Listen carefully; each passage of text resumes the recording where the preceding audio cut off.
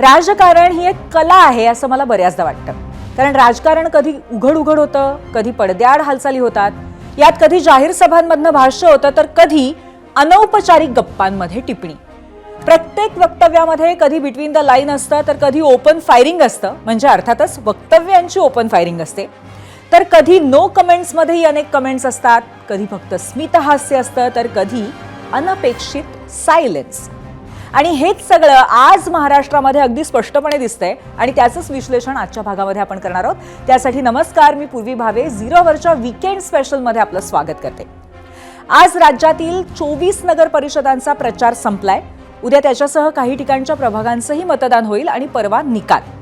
खरं तर महानगरपालिकांचा रणसंग्राम सुरू झाल्यापासून राज्यातल्या उरलेल्या नगर परिषदांचं मतदान, निकाल वगैरे सगळ्या बातम्या धोक्यातून निघूनच गेल्या होत्या, नाही का?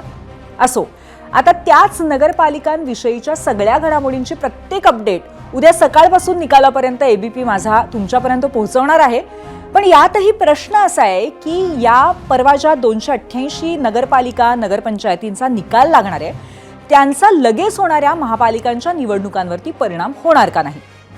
खरं तर याचे अनेक अंदाज आत्ता लावले जातील, पण उत्तर 16 जानेवारीलाच मिळेल.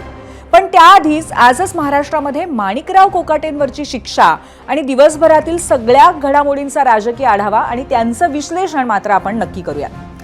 महायुतीमध्ये भाजप आणि शिवसेनेचं गणित जुळतंय असं दिसत असतानाच अनेक ठिकाणी धुसफूसही सुरू झाली आहे. आता मुंबईचंच पाहना. कालच पत्रकार परिषद घेऊन 227 पैकी 150 जागांवरती एकमत झालंय असं महायुतीने जाहीर केलं. पण त्यामध्ये भाजप किती जागांवरती लढणार, शिंदेंच्या शिवसेनेला किती जागा मिळणार, छोट्या मित्रपक्षांना किती जागा सोडल्या जातील हे मात्र जाहीर केलंच नाही. त्यामुळेच की काय, शिंदेंचे मंत्रीही उघडपणे म्हणतायत की आमच्या वाट्याला कोणती जागा आली आहे हे आम्हालाच माहिती नाहीये. असंच नागपुरात, छत्रपती संभाजीनगरात आणि नांदेडमध्येही सुरू आहे. कुठे भाजपला जास्त जागा हव्या आहेत तर कुठे शिवसेनेला.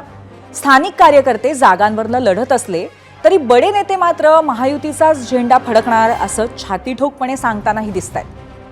आता यात अजितदादा मात्र जरा दूरच दिसतायत. आत्ता ते सध्या सुरू असलेल्या अनेक वादांमुळे दूर आहेत की आपला पारंपरिक मतदार दूर जाऊ नये म्हणून स्वतःच महायुतीपासून काहीसं अंतर ठेवू नयेत हे दादांना आणि फडणवीसांनाच ठाऊक. आणि दुसऱ्या बाजूला अशाच घडामोडी महाविकास आघाडीतही सुरू आहेत. इथे राज ठाकरेंच्या एंट्रीमुळे काँग्रेसनं उद्धव ठाकरेंचा हात सोडलाय. फक्त मुंबईच नाही तर अनेक महापालिकांमध्ये असंच चित्र आहे. शरद पवारांनी आपले पत्ते अजूनही उघडलेले नाहीयेत. ते कुठे अजितदादांसोबत, कुठे ठाकरेंसोबत तर कुठे काँग्रेससोबत अशा चर्चा सुरू ठेवतात, पण त्यांची पक्की भूमिका मात्र काही पुढे येत नाहीये. त्यात काँग्रेसचं ठाकरेंशी जुळत नाहीये. पवारांनी त्यांनाही वेटिंगवरती ठेवलेलं आहे. वंचित सोबत जुळतंय असं वाटत असतानाच तिथेही काँग्रेसची गोची झाली अशी काँग्रेसची स्थिती आहे. यावरही आज आपण प्रकाश टाकणारच आहोत. तेव्हा सुरुवात करूया अर्थात मुंबईतनं. आता महापालिका जाहीर होऊन आज 4 दिवस झालेत. दोन्ही बाजूने बैठकांचं सत्र जोरदार सुरू आहे, पण कोणत्याही आघाडीने जागा वाटपावरती अंतिम निर्णय घेतलेला नाही. आता असं असलं तरी आतापर्यंत ठाकरे ब्रदर्सच्या सेना 29 पैकी 10 ठिकाणी एकत्र आल्या आहेत आणि इथलं जागा वाटप जवळपास ठरलेलं आहे असंही कळतंय. प्रतीक्षा आहे ती फक्त घोषणेची आणि मुंबईतही त्याचं चित्र आणखीन स्पष्ट होताना दिसतंय. कसं आहे, 29 महापालिकांचा रणसंग्राम असला तरी खरं लक्ष असणार आहे ते अर्थातच मुंबईत आणि तिथल्याच लढतीवरती आमचा प्रश्नही आहे. तो प्रश्न पाहण्यासाठी सगळ्यात आधी पोल सेंटरला जाऊया आणि आजचा प्रश्न पाहून तुम्ही वोटही करू शकता. पाहूयात आजचा प्रश्न काय. आजचा आमचा प्रश्न आहे, मुंबई महापालिकेत विरोधी पक्षांची कोणती आघाडी सर्वाधिक यशस्वी ठरेल असं वाटतंय? ठाकरे बंधू का ठाकरे आणि राष्ट्रवादी शरद पवार यांची युती? आणि तिसरा पर्याय आहे महाविकास आघाडी आणि मनसे यांच्या सोबत, म्हणजे ठाकरे बंधू दोन्ही एकत्र आणि त्याचबरोबर महाविकास आघाडी असा तिसरा पर्याय आहे. आता तुम्ही म्हणाल की असे पर्याय का दिलेत, तर त्याचं कारण असं आहे की काँग्रेसने स्वबळाचा नारा जरी दिला असला तरी ठाकरेंना अजूनही काँग्रेसची आस आहे, कारण शरद पवारांनीही आपली आघाडी कोणाबरोबर स्पष्ट केलेली नाहीये आणि त्यामुळेच हे असे पर्याय मी दिलेले आहेत. आता कसं आहे, राजकीय पक्ष म्हणलं की निवडणूक लढणं आलं आणि ती जिंकण्याचा प्रयत्न करणंही आलं. त्यामुळे सगळेच पक्ष हे करत असतात. त्यात काही यशस्वी होतात, कधी एका हाती सत्ता येते तर कधी सत्तेसाठी युत्या आघाड्या कराव्या लागतात. पण एखादी निवडणूक अशी असते की कुणाचं तरी राजकीय भवितव्य त्यावर अवलंबून असतं. मुंबई महापालिका निवडणूक ही अशापैकीच एक आहे. इथे भविष्य पणाला लागलंय ते उद्धव ठाकरे आणि राज ठाकरेंचं. एकनाथ शिंदे बाहेर पडल्यानंतर शिवसेनेच्या बालेकिल्ल्यामध्ये ठाकरेंसाठी ही पहिली लिटमस टेस्ट आहे आणि हाच धागा पकडून सत्ताधाऱ्यांनी ठाकरेंच्या राजकीय भवितव्याबाबत भाकीतं करायला सुरुवात केली आहे. ही ठाकरेंची शेवटची निवडणूक ठरेल असे दावेही केले जाऊ लागलेत.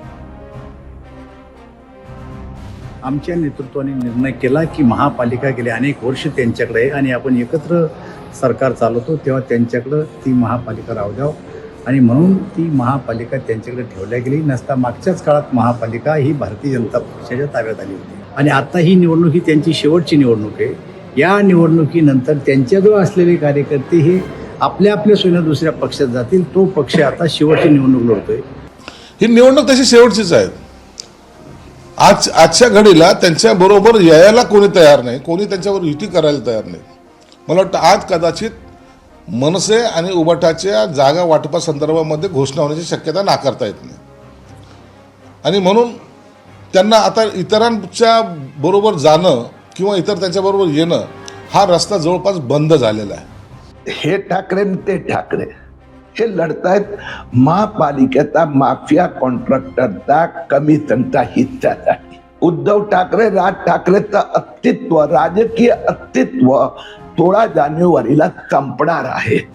म्हणून मराठीच्या नावाने स्वतःच्या अस्तित्वाची लढाई आहे.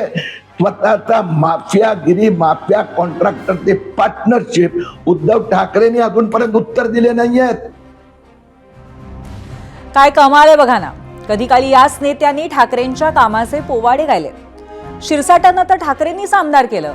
भाजपने 2 दशकं मुंबईमध्ये ठाकरेंसोबत सत्ता उपभोगली. पण मी सुरुवातीलाच म्हटलं ना की हे राजकारण आहे आणि यात कोणताही नियम लागू होत नाही. अर्थात महायुतीच्या नेत्यांचे केलेले दावे किती खरे किती खोटे हे येणारा काळच ठरवेल. पण ठाकरे बंधूंसाठी ही निवडणूक आजवरची सर्वात महत्त्वाची आहे हे मात्र खरं आहे. त्यामुळेच आपली सगळी ताकद पणाला लावून ठाकरे ब्रँडची हवा करून मनसे आणि ठाकरे सेना मैदानामध्ये उतरलेले दिसत आहेत. मुंबईसह अनेक महापालिकांमध्ये ठाकरेंच्या युतीची चर्चा आता अंतिम टप्प्यात आल्याचं सांगितलं जात आहे.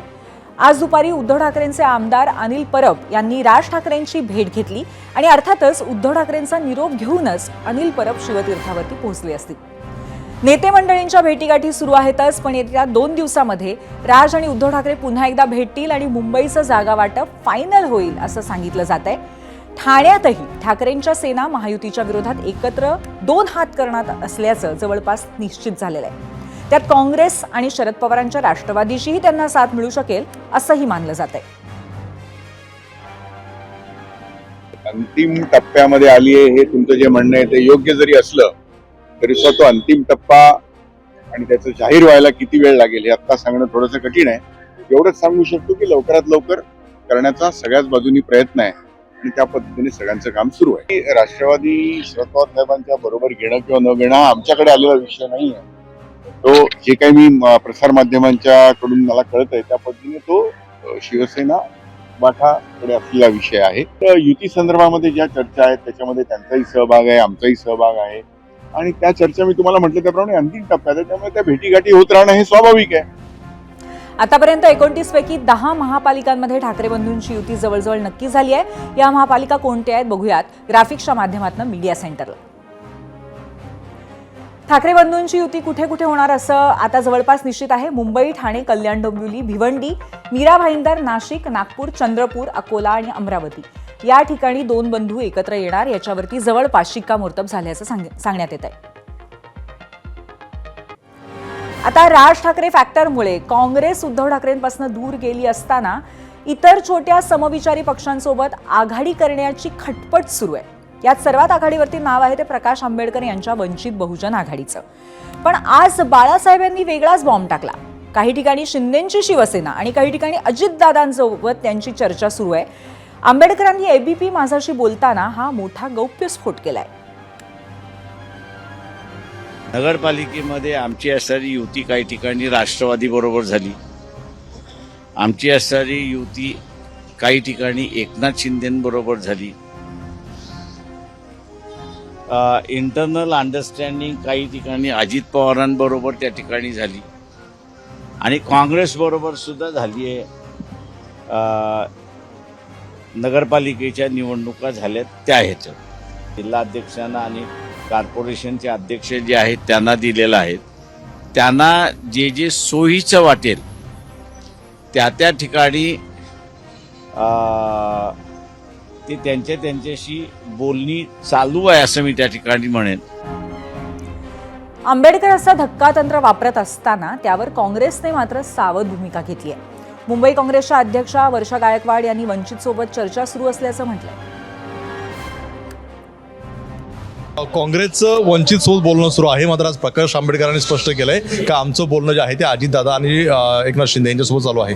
त्यामुळे दोन्ही ठिकाणी प्रकाश आंबेडकर हे करतायत. नाही, मला असं वाटतं आमच्या वतीने काही मंडळी जाणार आहेत आणि ते त्यांच्याशी बोलणं करतील. त्याच्यानंतर मी याच्यावर प्रतिक्रिया देऊ शकते की ते कोणावर नक्की आहेत. मग ते कधी भेटी घेणार, काय नेमका प्रस्ताव असतो? ऑलरेडी आमच्या 3ची कमिटी बनवणार आहेत. आमचे जे AICCचे सेक्रेटरी आहेत UB व्यंकटेशजी, त्यांच्यावर आमचे सिनियर मोस्ट एक आमदार आणि त्यांच्याबरोबर आमचे SCCLचे अध्यक्ष त्यांच्याशी कधी भेटणार आहेत? भेटतील. आता आमची कमिटी बनवून जाऊन ते भेटून उद्या ते येणार आहेत. उद्या आमची PSCची कमिटी होईल, त्याच्यानं जाऊन ते भेटेल. तर काँग्रेस आणि वंचितच्या बाबतीमध्ये असं घडत असताना 2 महत्त्वाची शहरं अशी आहेत जिथे ठाकरे बंधूंचे पक्ष एकत्र येण्याच्या तयारीत आहेत. त्या महापालिका आहेत पुणे आणि पिंपरी चिंचवड. तिथेही केवळ ठाकरे बंधूच नव्हे तर महाविकास आघाडी आणि मनसे असं समीकरण जुळवण्याचे प्रयत्न सुरू आहेत. पण अडचण आहे ती पवार काका पुतण्यांच्या पक्षांमध्ये सुरू असलेल्या खलबतांची. पण पिंपरी चिंचवड पुरतं बोलायचं झालं तर ठाकरे सेनेचे स्थानिक नेते मात्र अजित पवारांसोबत जायलाही तयार आहेत. ठाकरेंच्या शिवसेनेचे माजी आमदार गौतम चाबुकस्वार यांनी तसं स्पष्टच सांगितलंय. केलेली आहे त्याच्या संदर्भात आम्ही देखील महाविकास आघाडीमध्ये चर्चा करू आणि योग्य ते निर्णय घेऊ. एकंदरीत जर सगळं काय व्यवस्थित झालं तर आम्ही एकत्रित लढू, पवारांसोबत हो लढू. आणि मग सर्व महाविकास आघाडीतील जे घटक पक्ष आहेत त्यांचं हे मत आहे. हे कितीही खरं असलं तरी अजितदादांच्या राष्ट्रवादीबाबत ठाकरेंच्या शिवसेनेचे खासदार संजय राऊत काल काय म्हणाले होते ते तुम्हाला आठवतंय ना? अजित पवारांची युती करणं म्हणजे भाजपशी हात मिळवणी करण्यासारखं आहे असं ते म्हणाले होते. याबाबत अर्थातच आम्ही चाबुकस्वार यांना विचारलं. त्यावर ते काय म्हणाले तुम्ही ऐकाच, पण त्याआधी पुन्हा एकदा काल संजय राऊत काय म्हणाले होते तेही ऐकवते. तर भाजपचा पराभव अजित पवार कसे काय करणार? हिंमत आहे का? म्हणजे हा तर्कच मला पटत नाही की भाजपचा पराभव करण्यासाठी पवार एकत्र येतात. म्हणजे अजित पवारांचं अजित पवार हे भाजपचा पराभव कसे करू शकणार जे भाजपच्या युतीमध्ये आहेत किंवा भाजपच्या पालखीचे भुई आहेत? ते भाजपचा पराभव कसा करणार? लगेच तुरुंगात जातील. हे तो विचार जरी मनामध्ये आणला आम्ही तुमच्या विरुद्ध उभे राहू, हे अमित शहांचे पक्ष आहेत. त्यांच्याबरोबर कोणत्याही प्रकारची युती करणं हे माझ्या आकलनाप्रमाणे भारतीय जनता पक्षाचे हात बळकट करण्यासारखं आहे. कारण अजित पवार हे काही झालं तरी अमित शहा आणि भारतीय जनता पक्षाच्याच पाठीशी उभे राहतील. ही त्यांची व्यक्तिगत मजबुरी आहे, त्यांच्या कुटुंबाची मजबुरी आहे. संजय राऊत म्हणतात की अजित पवारांसोबत गेलं तर भाजपचे हात बळकट करण्याप्रमाणेच होऊ शकतं. कदाचित ते आमचे नेते आहेत आणि कदाचित ते मुंबई महानगरपालिकेच्या विषयासंदर्भात बोलले असतील. ते आमचे नेते आहेत आणि कदाचित ते मुंबई महानगरपालिकेच्या विषयासंदर्भात बोलले असतील. थोडक्यात दोन्ही राष्ट्रवादींसोबत जायची ठाकरे सेनेच्या स्थानिक नेत्यांची तयारी आहे. पण तरी सुद्धा अजून पवारांचंच काही ठरलेलं नाहीये असं इथे स्पष्ट दिसतंय. कारण शरद पवारांच्या राष्ट्रवादीचे प्रदेशाध्यक्ष शशिकांत शिंदेंनी अजून अजितदादांकडनं तसा प्रस्तावच आला नसल्याचं म्हटलंय. मी आत्ताच्या घडीला राष्ट्रवादी अजितदादा गटाकडून कुठल्याही प्रकारचा प्रस्ताव आतापर्यंत आलेला नाही. ही बैठक झाल्यानंतर पिंपरी चिंचवडच्या अध्यक्ष आणि सगळ्यांची बैठक माझी घेणार आहे. निर्णय घेण्याचा अधिकार हा जिल्हा स्तरावर नाही, निर्णय घेण्याचा पॉलिसी अधिकार हा राज्य स्तरावर आहे. पवारसाहेब, सुप्रियाताई, आम्ही जयंत पाटील आम्ही बसून निर्णय घेणार आहोत. त्यामुळे खाली कोणी काय स्टेटमेंट दिलं याला मी निश्चितपणाने त्या ठिकाणी सहमत नाही. पहिलं मित्रपक्षाची चर्चा मी करणार. मित्रपक्षाची भूमिका घेतल्यानंतर त्याच्यावर पर्याय काय हा चर्चा होईल. आता वरिष्ठ पातळीवरती प्रस्ताव आला नसला तरी स्थानिक नेते गेल्या काही दिवसांपासून चर्चा करतायत हे काही लपून राहिलेलं नाहीये, हेही तितकंच खरंय. असो तर जरा महायुतीमध्ये आता आज दिवसाभरामध्ये काय काय घडलं तेही बघूयात. मुंबईतल्या जागा वाटपावरती बरंच कन्फ्युजन आहे, कारण मी मगाशी म्हटल्याप्रमाणे थेट विधानं वेगळी येत आहेत आणि ऑफ द रेकॉर्ड सूत्रांकडनं मिळाली माहिती ती वेगळीच आहे. काल मुंबईचे भाजपचे अध्यक्ष अमित साटम यांनी 150 जागांवरती युतीत एकमत झाल्याचं जाहीर केलं होतं. पण आज पुन्हा एकदा शिवसेनेनं 2017 मध्ये जिंकलेल्या जागा सोडण्याची भाजपची तयारी नसल्याची कुजबूज केली आहे असं ऐकायला मिळालंय. शिवाय जागा वाटप फायनल झालेल्या 150 जागांपैकी कोण किती जागा लढवणार हे सुद्धा जाहीर झालेलं नाहीये. पण मुख्यमंत्री म्हणतायत ते खरं असेल तर येत्या 2 दिवसात हे चित्र स्पष्ट व्हायला हवं.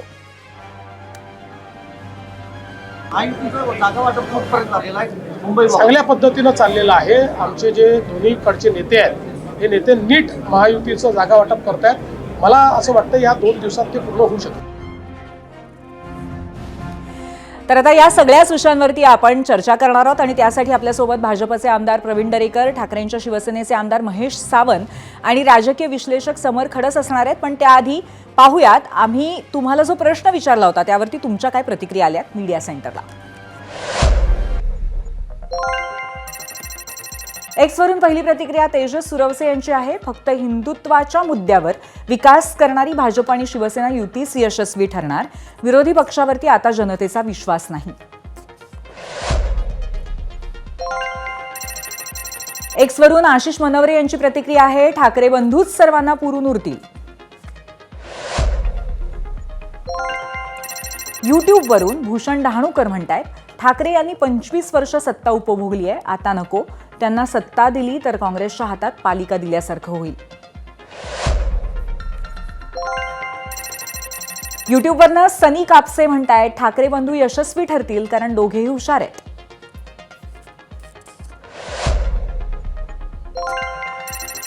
फेसबुकवरनं शिवाजी खिराडकर यांची प्रतिक्रिया आपण बघतोय. उद्धव आणि राज ठाकरे यावेळी निवडून येणार म्हणजे येणार, कारण जनता या सरकारच्या भूल थापांना वैतागली आहे. फेसबुकवरची पुढची प्रतिक्रिया राजेंद्र पाताडे यांची आहे. शरद पवार आघाडी करण्यासाठी किती वेळ लावतात त्यावर अवलंबून आहे असं त्यांचं स्पष्ट मत आहे.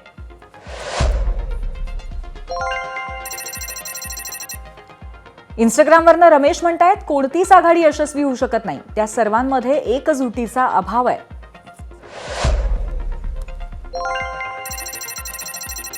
इंस्टाग्रामवरनं पुढची प्रतिक्रिया सोपान यांची आहे. भाजप व मित्रपक्षांच्या डबल इंजिन सरकारमधील भ्रष्टाचारी व घोटाळेबाज मंत्री आमदारांमुळे जनता महायुतीच्या विरोधात आहे.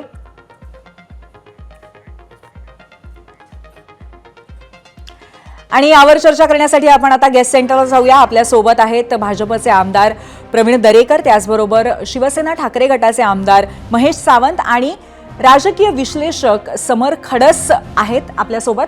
तुम्हा तिघांचंही मी मनपूर्वक स्वागत करते. प्रवीणजी, पहिला प्रश्न तुम्हाला आहे. आत्ताच आपण कॉमेंटमध्ये बघितलं की दोन्ही आघाड्यांमध्ये एकजूट नाही असं काही प्रतिक्रिया आपण पाहिलेल्या आहेत.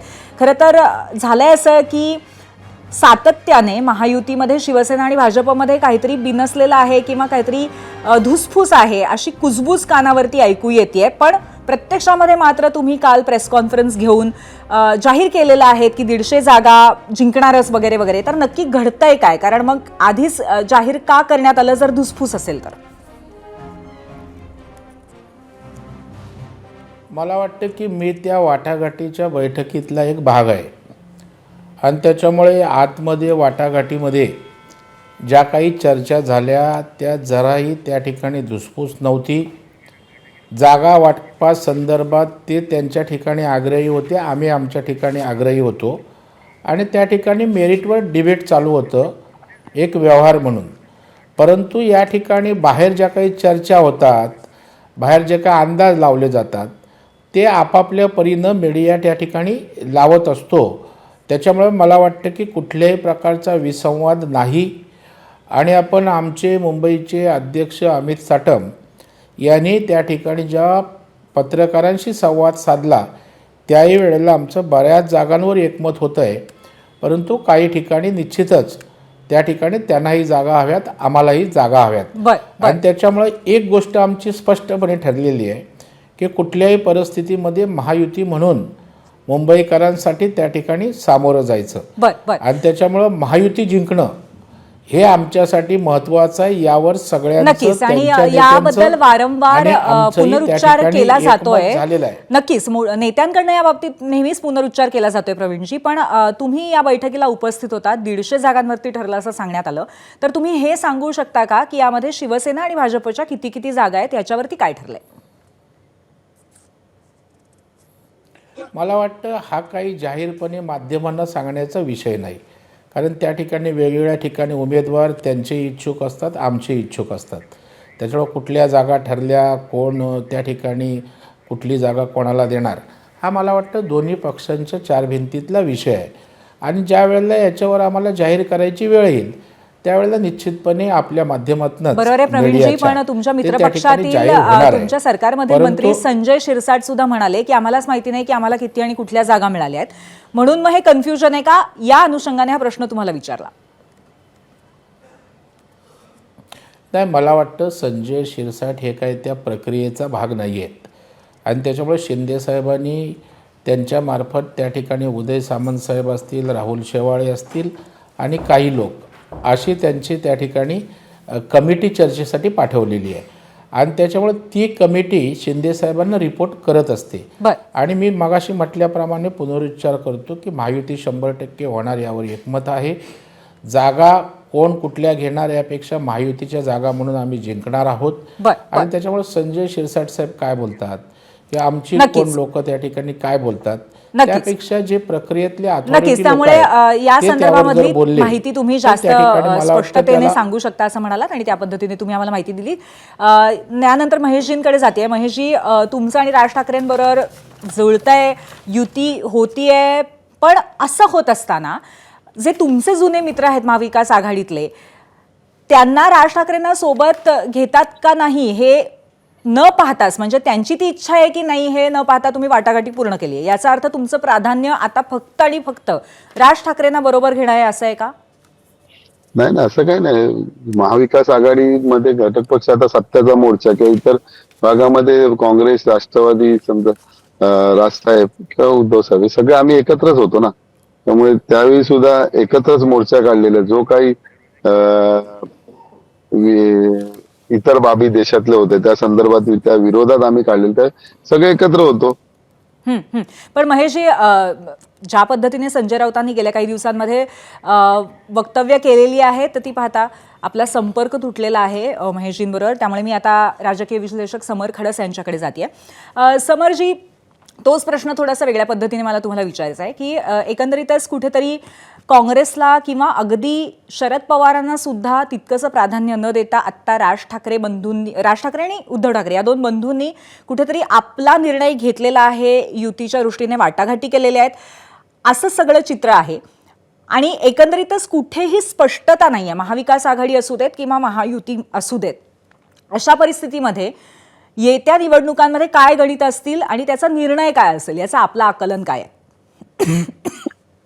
नाही, मला असं वाटतं की महायुतीमध्ये स्पष्टता आहे. महायुतीमधले दोन जे मुख्य पार्टनर आहेत एका विचारधारेचे, म्हणजे भाजप आणि शिंदेच्या नेतृत्वाखालची शिवसेना, हे दोघे एकत्र आहेत. महाविकास आघाडीमध्ये मात्र एकवाक्यता नाहीये. कारण मला असं वाटतं की शिवसेना, मनसे हेच एकत्र लढतील आणि काँग्रेस ही काही राज ठाकरेंमुळे आलेली नाहीये किंवा राज ठाकरेंच्या विचारधारेशी काँग्रेसचा काहीतरी म्हणजे त्यांना ती पटत नाहीये म्हणून ते आलेले नाहीत असं मला वाटत नाही. काँग्रेसमध्ये मला असं वाटतं की एकूणच म्हणजे देशातलं बोलण्यापेक्षा महाराष्ट्रातली काँग्रेस ही अत्यंत विस्कळीत पद्धतीने चाललेली आहे, महाराष्ट्रातही आणि मुंबईतही. त्यांच्या निर्णय प्रक्रियेमध्ये नक्की कोण आहे, ते कसे निर्णय घेतात, कोणत्या आधारावर घेतात, हे म्हणजे आता आम्ही इतके वर्ष राजकारण कव्हर करतोय पण सध्या सांगणं फार कठीण झालंय. दुसरी गोष्ट अशी आहे की काँग्रेसमध्ये काय, मुंबई काँग्रेसमध्ये खास करून, की जो कोणी अध्यक्ष होतो त्या अध्यक्षाला इतर जे नेते असतात हे कायम त्याला खाली पाडण्याचं काम करत असतात. खास करून निवडणुकीमध्ये निकाल जर चांगला लागला तर अध्यक्ष अधिक मजबूत होतो, वाईट लागला तर दिल्लीत तक्रारी करता येतात. हे सगळं राजकारण आता सुद्धा होत आहे आणि त्यामुळे काँग्रेसला खूप जागाची अपेक्षा असते कायम. तशा जागा म्हणजे शिवसेना, उबाठा आणि मनसे ही एकत्र आल्यानंतर मिळणं शक्य नाही. काँग्रेसला किमान म्हणजे त्यांची मागणी 3 आकडी जागांची होती, पण किमान 90 जागा तरी आम्हाला मिळायला पाहिजेत असं त्यांच्या नेत्यांचं म्हणणं होतं. तर 90 जागा जर काँग्रेसला सोडल्या तर मग उरलेल्या जागांमध्ये शिवसेना आणि मनसे हे कसे लढणार हा मुख्य मुद्दा आहे. त्याच्यामुळे काँग्रेस वेगळी लढते. राष्ट्रवादी शरद पवार यांची मुंबईतली ताकदच इतकी मर्यादित आहे की ते काय कुठेही म्हणजे ते कुठल्याही आघाडीत गेले तरी त्यांचं सगळं काम मर्यादित आहे मुंबईमध्ये. त्यांना 5-10 जागांच्या पलीकडे म्हणजे त्यांचा स्टेकच नाहीये. ते मागताना किती मागतात तो भाग वेगळा. त्याच्यामुळे महाविकास आघाडी पण विस्कळीत समरजी, झालेली आहे. अशा या परिस्थितीमध्ये आता ठाकरे बंधूंना काँग्रेसची आणि शरद पवारांची साथ गरजेची आहे असं वाटतंय तुम्हाला, का ती गरज आता या क्षणाला वेगवेगळी आहे प्रत्येक पक्षाची आणि प्रत्येकाच्या नक्कीच त्यामुळे भूमिकाही वेगळ्या आहेत असं वाटतंय? नाही, मुंबईमध्ये म्हणताय तुम्ही का? मुंबईमध्ये प्रामुख्याने. मुंबईमध्ये राष्ट्रवादी शरद पवारांची साथ तुम्ही म्हणताय? शरद पवारांची तर नक्कीच, पण त्याचबरोबर काँग्रेसचीही साथ गरजेची आहे का? काँग्रेसची थोडी साथ गरजेची आहे असं मला वाटतं. काँग्रेस जर शिवसेना, मनसे आणि काँग्रेस अशी आघाडी जर झाली तर तिची ताकद नक्कीच सायझेबल असेल. म्हणजे ती जिंकेल न जिंकेल याबद्दल मी बोलणार नाही, पण शरद पवारांच्या साथीने फार काही मुंबईमध्ये फरक पडेल असं मला वाटत नाही. काँग्रेसची साथ मिळाली तर एक काही काँग्रेसचा नाही म्हणलं तरी मुंबईमध्ये एक जनाधार आहे हे मान्य करावंच लागेल. आणि तो जर ऍड झाला याच्यामध्ये तर त्याचा फायदा होईल. नक्कीच. महेशजी, काँग्रेसची साथ जर मिळाली तर त्याचा नक्कीच फायदा होऊ शकतो तुमच्या युतीला, राज ठाकरेंच्या सोबतच्या, असं मत आहे. आणि त्याचबरोबर कुठेतरी जागा वाटपाच्या मुद्द्यावरनं किंवा जागा किती कुठल्या पक्षाला हव्यात ह्याच्यावरनं सगळी बोलणी फिसकटली आहेत का काँग्रेसची? कारण तशा पद्धतीचं एक विश्लेषण आहे. कसं आहे, आमच्या इथे जागा वाटप आणि हे सगळं आमचे वरिष्ठ नेते बघत असतात, त्यामध्ये आम्ही काय बघत नाही. परंतु आजपर्यंत महाविकास आघाडी एक चांगल्या परीने काम करत होते. त्यात राजसाहेब सुद्धा सामील झाले, त्यांनी सुद्धा चांगल्या पद्धतीने सहभाग घेतला. परंतु शेवटी प्रत्येक पक्षाची विचारधारणी वगैरे असते. काँग्रेसचा नारा पहिल्यापासून स्वबळावर होता. आमचे उद्धव साहेबांनी अजूनपर्यंत कुठला एक शब्द सुद्धा पुकारला नाही. सगळे एकत्र लढूया असाच नारा आहे. परंतु आता शेवटी प्रत्येक पक्षाचा एक निर्णय असतो. त्या प्रक्रियेत काँग्रेसने आपला निर्णय पहिलाच जाहीर केला मुंबईच्या अध्यक्षांनी. बरं, आणि त्या निर्णयाच्या अनुषंगानेच आता पुढे तुम्ही त्यामुळे तुमची वाटचाल केलेली आहे असं तुम्ही म्हणताय. समरजी, आणखीन एक प्रश्न मला तुम्हाला विचारायचा आहे. तुम्ही म्हणालात की महायुतीमध्ये सगळं काही आलबेल आहे किंवा एकसंध महायुती लढणार आहे, परंतु अजूनही कुठेतरी सातत्याने असं जाणवतं की शिंदे आणि भाजपमध्ये मनभेद अजून काही काही ठिकाणी आहेतच. आता याचा परिणाम निवडणुकीमध्ये आणि भविष्यामध्ये महायुतीवरती होऊ शकतो असं तुम्हाला वाटतं का? कसं आहे की एवढी मोठी सत्ता आहे भाजपची की काय मनभेद असले, मतभेद असले तरी एकनाथ शिंदे आणि त्यांचा पक्ष त्यातनं काही वेगळा निर्णय घेण्याची ताकद ठेवतात किंवा तसं ते करतील असं काय मला वाटत नाही. परंतु निवडणुकीमध्ये जरूर या मनभेदाचा परिणाम होणार. म्हणजे आता इथे दरेकर साहेब आहेत, तर दरेकर साहेबांच्याच मतदारसंघामध्ये म्हणजे जिथनं ते विधानसभा लढवायचे त्या विधानसभेमध्येच प्रकाश सुर्वे आणि दरेकर यांचं एकमत होईल का याबद्दल मला शंका आहे. ते कदाचित आता म्हणतील की आमचं एकमतच आहे, परंतु असे अनेक ठिकाणी फॅक्टर्स असणार आणि ते ऑब्व्हियस आहे. म्हणजे राजकारणामध्ये स्पर्धा तर असतेच, त्यामुळे त्या स्पर्धेतनं अंतिमतः काही ठिकाणी एकमेकांची म्हणजे उमेदवारांबद्दल पाडापाडी जरी नाही, बरोबर आहे, कुठेतरी कुरघोड्यांचं राजकारण होणार महायुतीतल्या महायुतीत सुद्धा होणार असं तुम्ही म्हणताय. प्रवीणजी, काय म्हणाल याबद्दल? कुरघोड्यांचं राजकारण होणारच जरी महायुती एकसंध दिसत असली तरी. नाही, मला वाटतं समर खडस साहेब यांनी अत्यंत उत्तम पद्धतीनं विश्लेषण या ठिकाणी केलेलं आहे की आमच्यासमोर लढणार कोण आहे आणि त्यांच्यामध्ये काय सुसंवाद आहे, ताकद आहे, एकजूट आहे, हे महत्त्वाचं त्या ठिकाणी आहे. आणि त्याच्यामुळे भारतीय जनता पार्टी आणि शिंदेसाहेब हे एक अभेद्य अशा प्रकारची शक्ती तयार झाली. ती केवळ 2 पक्ष म्हणून नाही आहेत, त्याला वेगवेगळी कारणं त्या ठिकाणी आहेत की या पक्षाचं नेतृत्व करणारे माननीय देवेंद्र फडणवीस साहेब हे आज विकास पुरुष म्हणून एक इन्फ्रामॅन म्हणून आज युथ, सुशिक्षित किंवा मुंबईकर यांच्या मनामध्ये निश्चित त्यांचं स्थान आहे, हे कोणी त्या ठिकाणी नाकारणार नाही. कारण आपण बघाल मोनो रेल असेल, मेट्रो रेल असेल, अंडरग्राऊंड मेट्रो असेल, कोस्टल असेल, अटल सेतू असेल, बोरिवलीवरनं ठाण्याचं टनेल म्हणजे असेल, हे सगळं गोरेगाव to, योग्यच आहे. ठाण्याचं टनेल एकसंधता आणि असेल. त्याचबरोबर एक विचार असणं, एक विचारसरणी असणं, या सगळ्या गोष्टी आहेत. पण त्याचबरोबर मी कारण सांगतोय, तुम्ही विश्लेषण बर माझं बोला पूर्ण होऊ द्या. बोला प्रवीणजी बोला. आणि त्याच्यामुळे शिंदे साहेब हे संवेदनशील नेते आहेत.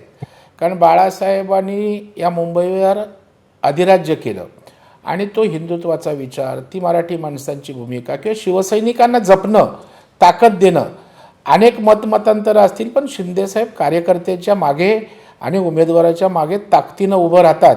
हे महाराष्ट्राने विधानसभेत पाहिलं आणि वेगवेगळ्या निवडणुकामध्ये अनुभवलं आहे.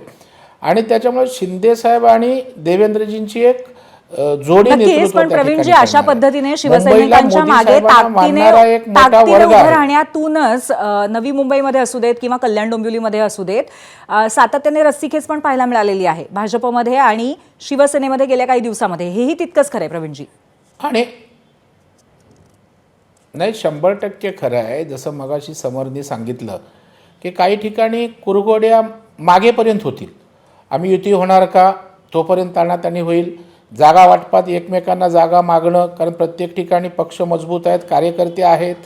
परंतु या ठिकाणी भारतीय जनता पार्टीचा आदेश आला, शिस्तीचा पक्ष आहे आणि त्याच्यामुळं जो काही आदेश येईल, युती असेल तर युतीचं काम करतील, युती नसेल तर त्या ठिकाणी समन्वयातनं काय करायचं याचं देवाभाऊ आणि शिंदेसाहेब निर्णय घेतील. त्याच्यामुळं फार टोकाचं एकमेकांना पाडापाडी इथपर्यंत त्या ठिकाणी जाणार नाही, हे तुम्हाला विश्वासानं सांगतो. जसा की मगाशी समरनी उल्लेख केला, खरं आहे की मागाठाण्यामध्ये आज त्या ठिकाणी मी मनसेचा आमदार होतो, माझी तिथे एक वेगळी ताकद आहे. मी मनसेमध्ये येण्यापूर्वी भारतीय जनता पार्टी 3 वॉर्डामध्ये लीड आहे, जेव्हा युनायटेड शिवसेना होती. त्याच्यामुळे ते जस्टिफिकेशन आम्ही मागणीत करू, परंतु ज्या वेळेला आमचं नेतृत्व ठरवेल त्यावेळेला त्या ठिकाणी आम्ही, प्रकाश सुर्वे असो, मी असो, आम्ही सारी लोक त्या ठिकाणी मुंबईसाठी आणि महायुतीसाठी त्या ठिकाणी काम करू. नक्कीच प्रवीणजी. त्यामुळे एकसंधता हा तुमचा धोरणात्मक निर्णय आहे आणि शेवटी ज्याच्यासाठी तुम्ही एकत्र आलात त्या दृष्टीने एकत्र राहण्याची शिस्त तुम्ही कुठेतरी पाळणार असं तुम्ही म्हणताय. महेशजी, याच बेसिसवरती मला तुम्हाला असं विचारायचं आहे की खूप एक कॉन्फिडन्स सातत्याने महायुतीमध्ये दिसतोय, खास करून मुंबईच्या बाबतीमध्ये. आता असं असताना मुंबईमध्ये पुन्हा एकदा काँग्रेसची साथ बरोबर घेण्यासाठी तुम्ही अजूनही प्रयत्न करणार आहात का? मुंबईमध्ये सध्या तरी शिवसेना आणि मनसे यांचे बोलणं जोरात चाललेलं आहे आणि महायुतीचे घटक पक्ष आहेत त्यांचं का आम्ही म्हणजे माननीय पक्षप्रमुख यांनी काय अजूनपर्यंत तोडलेलं नाही. परंतु जी काही बोलणी होते ती वरिष्ठ नेत्यामध्ये, त्यामध्ये आम्ही कधी सहभाग घेत नाही. परंतु जी काही युती होईल त्या म्हणजे जो काही आदेश येईल पक्षाचा त्याप्रमाणे आम्ही काम करणार आहोत. बरोबर आहे. पण महेशजी, याच्यामध्ये आणखीन एक प्रश्न असा आहे की गेल्या काही निवडणुकांमध्ये राज ठाकरे फार जास्त जिंकलेले नाही आहेत आणि त्यामुळे नक्की असं काय तुम्ही अपेक्षा करताय आत्ता त्यांच्याबरोबर युती केल्यानंतर? विजयाची नक्की किती टक्क्याने तुमची शक्यता वाढतीये जेणेकरून काँग्रेस नसलं तरी तुम्हाला चालेल, अशी परिस्थिती आहे का? परिस्थिती अशी आहे ना, तुम्ही बघा ना, मताधिक्य बहुतेक ठिकाणी जिथे जिथे आमचे जवळजवळ 1000 आणि 500 मध्ये भरपूर जण पडलेले आहेत. त्यामध्ये मनसेचा आपल्याला उपयोग होऊ शकते भविष्यात. तर मनसेचे जिथे जिथे मनसेची ताकद आहे त्यांना शिवसेना ताकद देऊ शकते. अशा ठिकाणी जे आणि एक सध्या जो काही वातावरण आहे सध्या एक मुंबई वाचवण्यासाठी किंवा मुंबईसाठी झटण्यासाठी, की तुम्ही बघताय गेले 4 वर्ष प्रशासनाचं राज्य होता, त्या प्रशासनाच्या राज्यामध्ये मुंबईचा किती लचके तोडायचा प्रयत्न केला. जी काही महानगरपालिका सातत्याने ठेवी ठेवलेल्या होत्या त्या ठेवीचा उपयोग कशा पद्धतीने केला, जे काही श्रेय घेत आहेत इतर पक्ष, अटल किंवा कोस्टल रोडची सुरुवात कोणी केली? माननीय पक्ष म्हणून उद्धवजी ठाकरे यांनी केली. नक्कीच. त्यामुळे 2 ठाकरे बंधू एकत्र आल्यामुळे ताकद नक्कीच प्रचंड वाढते असं तुमचं म्हणणं आहे. समरजी, हाच मुद्दा घेऊन मी तुमच्याकडे येते, कारण ज्या पद्धतीने काही अनालिसिस करण्यात आले ते बघता काही मतदारसंघांमध्ये स्पष्टपणे दिसत होतं की जिंकण्यासाठी जर राज ठाकरेंना जितकी मतं पडलेली आहेत त्याची जोडणी जर उद्धव ठाकरेंच्या मतांबरोबर केली किंवा महाविकास आघाडीबरोबर केली तर त्याचा फायदा महाविकास आघाडीला होत होता. आता या परिस्थितीमध्ये 2 ठाकरे बंधूंचं येणं हे महायुतीसाठी किती धोकादायक आहे असं तुम्हाला वाटतं? नाही, हे बघा, राजकारणामध्ये ना 1+1=2 असं होत नाही. 1+1 -1 पण होतो, 1+1 1100 पण होतो. त्याच्यामुळे निश्चितच राज ठाकरे आणि उद्धव ठाकरे आल्यामुळे मराठी माणसामध्ये एक इमोशनल वातावरण तयार होणार, यात काहीच वाद नाही. आणि याची कल्पना भाजपला आहे. आणि मराठी माणसाची एकूण संख्या साधारण मुंबईमध्ये बघितली 40%च्या आसपास आहे. पण मग त्याच्यामध्ये पुन्हा दलित मतं सुद्धा आहेत. त्यामुळे ती कितपत धरायची हा भाग आहे. आणि बीजेपीचा जो बेस आहे तो सगळ्यात जास्त कन्सॉलिडेट आहे आजच्या तारखेला. म्हणजे जो उत्तर भारतीय आहे, गुजराती आहे, मारवाडी आहे, जो नॉन मराठी आहे, आणि त्याची संख्या सबस्टॅन्शियल आहे. आणि म्हणजे ती थेट म्हणजे 80, 85, 90 जागा जिंकवण्या इतका तो बेस आहे. आता असं असताना त्यांच्याबरोबर शिंदे यांची शिवसेना गेली तर काही प्रमाणामध्ये शिंदेच्या शिवसेनेकडे मोठ्या प्रमाणावर मागच्या वेळी निवडून आलेले नगरसेवक आलेले आहेत. प्रत्येकाचे आपापल्या प्रभागामध्ये त्यांनी कामं केलेली असतील, छोटी मोठी, त्यांचे पर्सनल कॉन्टॅक्ट असतात, लोकांशी संबंध असतात. त्यामुळे मराठी मतांमधला काही 1% शिंदेच्या शिवसेनेकडेही आहे. त्याच्यामुळे मला असं वाटतं की असं म्हणजे जर लोकसंख्येचं गणित पाहिलं एकूण आणि म्हणजे यातलं बायफर्केशन पाहिलं तर मला असं वाटतं की थोडासा ऍडव्हान्टेज हा महायुतीला आता तरी क्लिअर कट दिसतोय. काँग्रेस वेगळी लढते, त्याच्यामुळे जी मुस्लिम मतं आहेत ती शिवसेना, काँग्रेस, समाजवादी पार्टी, MIM याच्यात विभागली जातील. मराठी मधला मोठा टक्का, सायझेबल टक्का हा नक्कीच मनसे आणि शिवसेना उभाटाकडे जाईल. बरोबर. परंतु त्याच्या पलीकडे जी मतं आहेत त्यामुळे जो ऍडव्हान्टेज आहे तो भाजप शिवसेनेला आहे. आणि त्याच्यात मला या युतीमध्ये सर्वाधिक फायदा शिंदेच्या शिवसेनेला होईल. कारण शिंदेच्या शिवसेनेला जी अमराठी मतं ट्रान्सफर होतील त्याच्यामुळे भाजपला शिवसेना सोबत येण्यामुळे जेवढा फायदा होईल त्याच्यापेक्षा जास्त फायदा शिंदेच्या शिवसेनेला होईल. नक्कीच. त्यामुळे अशा पद्धतीचं चित्र निवडणुकांच्या निकालामध्ये दिसण्याची शक्यता आहे असं तुम्ही म्हणताय. धन्यवाद, आज तुम्ही तिघही जण इथे आलात आणि या विषयावरती आपली मतं मांडलीत त्याबद्दल. यानंतर आपण पाहूया प्रश्नावरती महाराष्ट्राने कौल काय दिलेला आहे. जाऊयात पोल सेंटरला. आजचा आपला प्रश्न अर्थातच मुंबई महानगरपालिकेशी आणि विरोधी पक्षांची कोणती आघाडी सर्वाधिक यशस्वी ठरेल या संदर्भातला होता. आणि ठाकरे बंधूंची आघाडी 70% लोकांना असं वाटतंय की यशस्वी ठरेल. ठाकरे आणि शरद पवारांची राष्ट्रवादी ही आघाडी 15% लोक म्हणतायत की यशस्वी ठरेल. आणि महाविकास आघाडी अख्खीच्या अख्खी आणि मनसे ही आघाडी 15% लोकांना असं वाटतंय की यशस्वी ठरू शकते. 56,000 मतं आज आलेली आहेत या पोलला.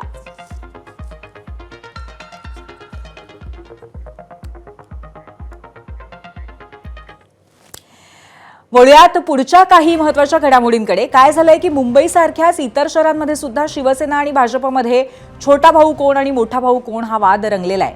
ठाण्यामध्ये अजून कशात काही नाहीये. नवी मुंबईमध्ये दोघांनी स्वबळाची तयारी केलेली आहे आणि छत्रपती संभाजीनगरातही तिढा सुटत नाहीये. मागच्या निवडणुकीमध्ये संभाजीनगरातही युती झालेली होती आणि त्यावेळी शिवसेनेने 58 आणि भाजपने 32 जागा लढवलेल्या होत्या. मात्र आता पुलाखालनं बरंच पाणी वाहून गेलंय आणि आता भाजपने 50% जागांचा आग्रह धरलाय. पण शिवसेनेचा 1 खासदार आणि 6 आमदार अशी ताकद असताना ताकद कमी झाली असं कसं म्हणता येईल असा प्रश्न संजय शिरसाटांनी विचारलाय. हा तिढा सोडवण्यासाठी सावे आणि शिरसाटांची आज दुसरी बैठकही झाली. विचार केला तर भारतीय जनता पार्टीची ताकद ही वाढलेली आहे. त्यामुळे 15चा फॉर्म्युला काही चालणार नाही. नवीन फॉर्म्युला आमचा असा आहे की किमान 50% आम्हाला जर सीट मिळाल्या तरच आम्ही युती करू. नाही मिळालं तर स्वतंत्र नाही मिळालं तर आम्ही आमच्या सिनियर्स म्हणजे प्रदेश अध्यक्षांकडे आमची जी मागणी आहे ती मांडू. शेवटी ते वरती चर्चा करून निर्णय घेतील. माझं त्यांच्याशी फोनवर बोलणं झालेलं आहे. फॉर्म्युला काय आहे, कसा घ्यायचा, जोपर्यंत चर्चा होत नाही तोपर्यंत त्याच्यात निर्णय घेता येत नाही. आता त्यांचा 50-50चा फॉर्म्युला आहे. तो काय आहे एकदम मला समजून घेतलं पाहिजे. मला मान्य नसेल तर मला वरिष्ठाशी बोलावं लागेल, त्यांना मान्य नसेल ते वरिष्ठाशी बोलतील. अखेरला पक्षश्रेष्ठीने जो निर्णय दिलेला आहे तो आम्हाला दोघांनाही मान्य करावा लागेल. छत्रपती संभाजीनगरामध्ये मोठा भाऊ कोण हा प्रश्न पडला असला तरी उपराजधानी नागपुरामध्ये मात्र तसं नाहीये. हे शहर मुख्यमंत्र्यांचं आहे. तिथे भाजपचं निर्विवाद वर्चस्व आहे. त्यामुळे तिथे मोठ्या भावासमोर वेगळीच अडचण आहे. निवडणूक महायुतीमध्ये लढायची असं वरून सांगण्यात आलंय. त्यामुळे आता मित्रपक्षांसाठी जागा सोडाव्याच लागतील. त्या किती सोडायच्या याचा पेच भाजपच्या स्थानिक नेत्यांसमोर आहे.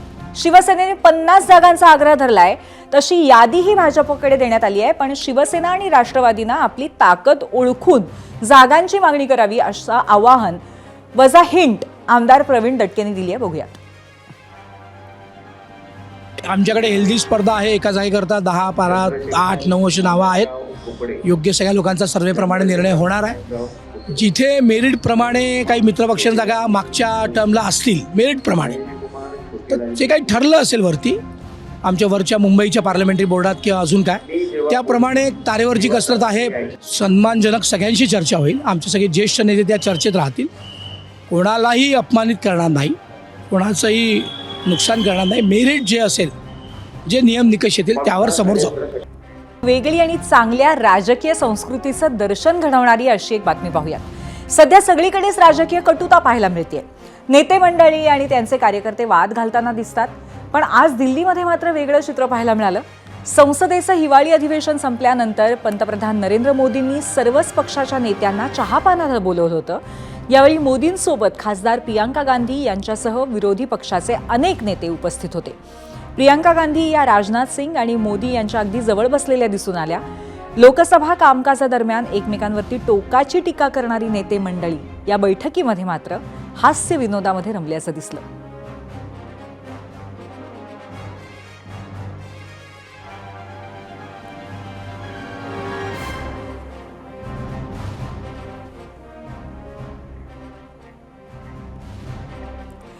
राजकारणातल्या या चांगल्या अशा दृश्यांसहच आपण आज 0 आवरमध्ये इथेच थांबतोय. पाहत रहा एबीपी माझा. एबीपी माझा, उघडा डोळे बघा नीट.